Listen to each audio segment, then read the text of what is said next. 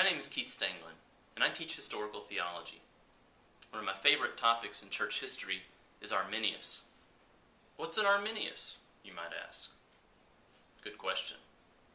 Jacob Arminius, or as his friends called him, Jake, was a Protestant reformer who died over 4 centuries ago.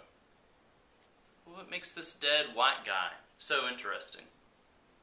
Next to Martin Luther and John Calvin, Arminius promoted the most influential theological movement to emerge out of the Protestant Reformation. And that movement still bears his name today. His friends call it Jakeism, but to most of the world it's known as Arminianism. Arminius challenged the status quo in the Protestant church, and he dealt with some of the most fundamental, important, yet difficult theological questions. For example, do human beings have free will? Does God know our future? How do you reconcile human freedom with God's foreknowledge? Will all people be saved? Why are some people not saved?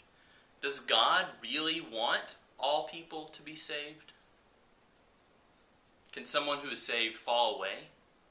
And if so, how can you ever be sure that you are saved? What keeps Christian people divided from one another? And how can the divisions within Christianity be healed? And finally, perhaps most importantly, who is God? What is God like? How can we ever speak accurately about God? What is God's relationship to the world like? Why did God create in the first place? Is God responsible for all the evil we see in the world around us? These are all heavy questions. Arminius, working with Scripture and with 1,500 years of church tradition before him, wrestled with all these questions and with many more. And churches today, especially Protestant churches, still wrestle with and are shaped by the answers that he gave. Maybe you've thought about some of these questions too. You know, as responsible Christians, able to articulate the faith to our own churches and to the world around us, we need to discuss some of these issues as well, maybe even have some answers to them.